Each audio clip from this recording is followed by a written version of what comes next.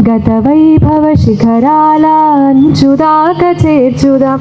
ఇహ పరాలతో కూడిన జీవనమే మన లక్ష్యం. ఆ లక్ష్యం చేరుదాకా ఆగకుండా సాగుదాం. స్వామీజీ వివేకుడు కలలుగన్న భారతం గత వైభవ శిఖరాల అంచుదాక చేర్చుదాం.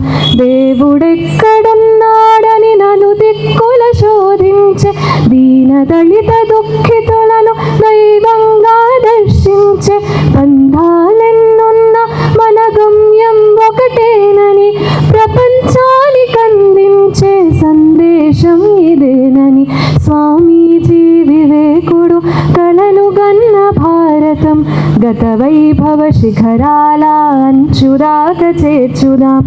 ప్రతి హిందువు సోదరుడని సగర్వంగా ప్రకటించే అన్నార్థుల అజ్ఞానుల కష్టాలను కడదీర్చే జగతిలోన భరతమాత అధిదేవతగా నిలిపి హిందుత్వమే వసుధలోన మార్గదర్శి కావాలని స్వామీజీ వివేకుడు కలలుగన్న భారతం గత వైభవ శిఖరాల అంచుదాక చేర్చుదాం.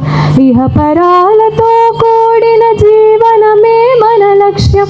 ఆ లక్ష్యం చేరుదాకా ఆగకుండా సాగుదాం.